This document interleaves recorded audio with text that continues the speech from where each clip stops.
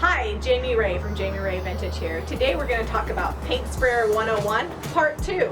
We're going to talk about how to clean your spray gun and how to spray polyurethane with it. When you use regular paint, after you're done, you've got to clean it out before you can finish your piece. So we're going to get our water hose out and show you how we clean apart our spray gun. Alright, so as you can see, this is really nice and dirty. It's super crusty on the outside. I've got paint that I sprayed this morning on the inside. We're going to go ahead and clean that up because we want it to be really clean for the polyurethane. In our last video, we showed you all the parts and pieces. I'm not really going to take those apart. I want to show you how to clean it without doing that because I have to clean and switch out paint maybe 6 times, 7 times a day sometimes, especially if I'm using polyurethane. So let me show you how to do this real quick. It's going to clean it out really well and not mess up your poly with paint mixed in with it. So I've got this nozzle on here. This is super high-tech piece of equipment that we got from the dollar store, which came in my water balloons. You just go in here and you run it around a few times. That's going to get your inside really nice and clean.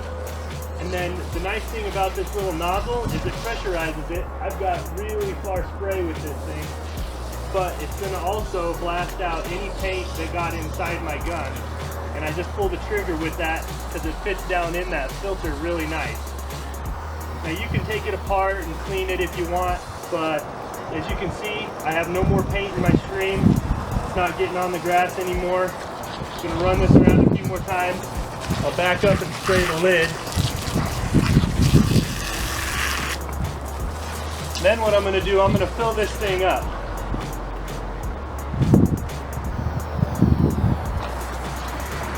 And this next part is the part that's going to get it really clean. Okay, so I've got my gun here. I got it hooked back up to the air and the water is in here.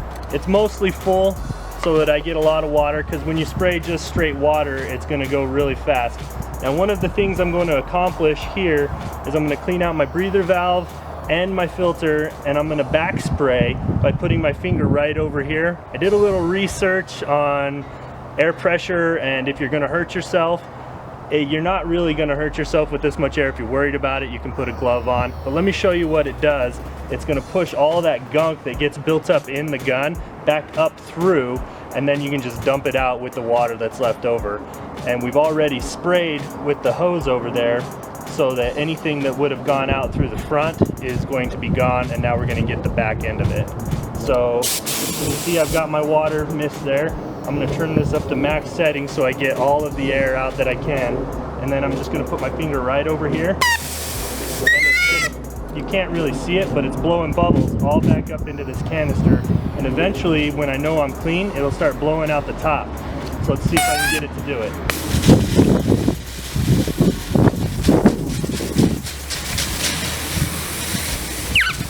Okay, a couple little sprays there. I don't want all of that debris getting back in my filter that I just shot out. So now I'm just gonna dump it and we're done. That's how hard it is to clean. It takes maybe 2-3 minutes instead of an hour. Alright, so we have our paint sprayer all cleaned out and we filled it with a water-based polyurethane and a satin finish. And I'm going to give you a few pointers on how to spray a poly finish on furniture.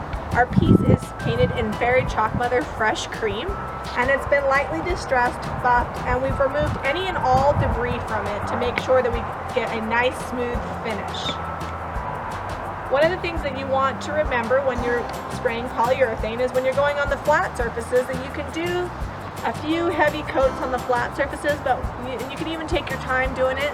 But when you're doing anything vertical, you want to go nice and quick so you don't get any drips or runs. All total, when we're all done, we'll have 4 to 6 coats of polyurethane on the top and 2 to 3 coats on the bottom. The top is going to get the most use, and you want it to be nice and durable and resistant to any heat damage that would happen from hot food. Our spray gun is set with a 50% turn on the nozzle, and we're ready to spray. Oh, and you probably should know that the air compressor is at a 55 psi, which is a great thing, a great setting to have it on.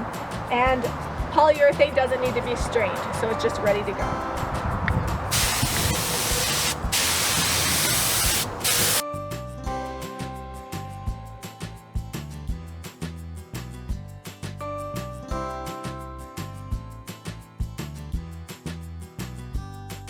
So you can see our checkered effect is gone. It hasn't been buffed on this coat yet. You want to buff in between coats. Total so far we've used about 16 ounces. I've got about 4 ounces left in the hopper. We'll put a final coat on it and that should finish it off. Alright, so the final coat is on.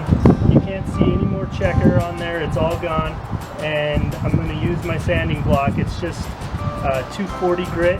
It's real fine. You're going to want to just lightly smooth over it. I'm not really applying any pressure. I'm just kind of rubbing it on there. It's going to catch any burrs and remove anything that may have gotten in your poly since it's windy and we're doing it outside. But you can still get the desired finish and get it really smooth.